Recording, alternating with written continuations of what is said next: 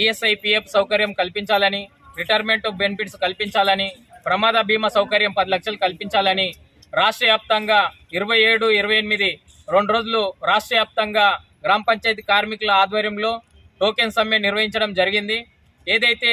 ఈ రాష్ట్ర వ్యాప్తంగా ఈరోజు ఏదైతే టోకెన్ సమ్మెను నిర్వహించాలని చెప్పి రాష్ట్ర కమిటీ పిలుపు మేరకు తాండూరు మండల కేంద్రంలో ఏదైతే 4 మండలాల్లో ఉన్నటువంటి గ్రామ పంచాయతీ కార్మికులందరూ కలిసి ఇక్కడ సమ్మె నిర్వహించడం జరుగుతుంది. ఈ సందర్భంగా ప్రధానమంత్రిగా ఏదైతే మన్మోహన్ సింగ్ మరణానికి ఏదైతే Grama Panchayati employees and workers union ఆధ్వర్యంలో నివాళులు అర్పిస్తూ వారికి గిట ఒక 5 నిమిషాలు మౌనం పాటిస్తూ ఏదైతే ప్రధానమంత్రిగా ఆయనకు ఏదైతే నివాళులు అర్పించడంతో పాటు మా యొక్క గ్రామ పంచాయతీ కార్మికుల యొక్క డిమాండ్లు నేటి గిట ఈ రాష్ట్ర ప్రభుత్వం నానుస్తూ సంవత్సరం పొద్దుైన గిట ఈ అధికారంలోకి వచ్చి కాంగ్రెస్ ప్రభుత్వం గ్రామ పంచాయతీ కార్మికుల సమస్యలు అన్ని గిట